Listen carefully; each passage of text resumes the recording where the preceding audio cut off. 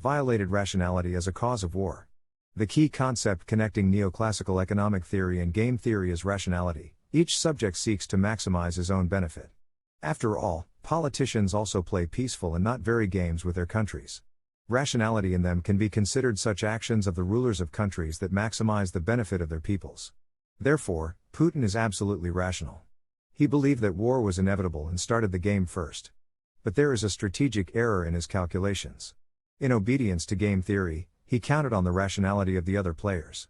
And this is not so. Rationality that Putin counted on. On Zelensky's part, it was to fulfill the Minsk agreements, save the people from a big war and agree on a formula for coexistence.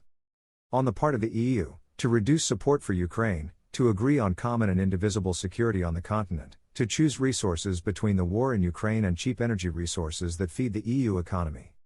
On the part of the United States, instead of pushing Russia into the arms of China with the help of the war in Ukraine, they will agree with it and rob the EU and China together.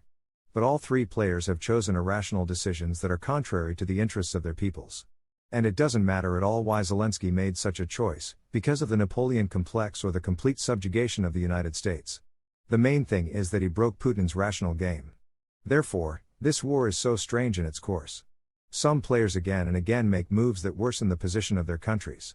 Of the latter, in response to the threat of complete destruction of the energy system of Ukraine, Zelensky rejected any negotiations with Putin.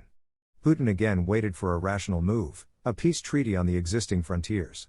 Instead, Zelensky chose a total blackout and the continuation of the war.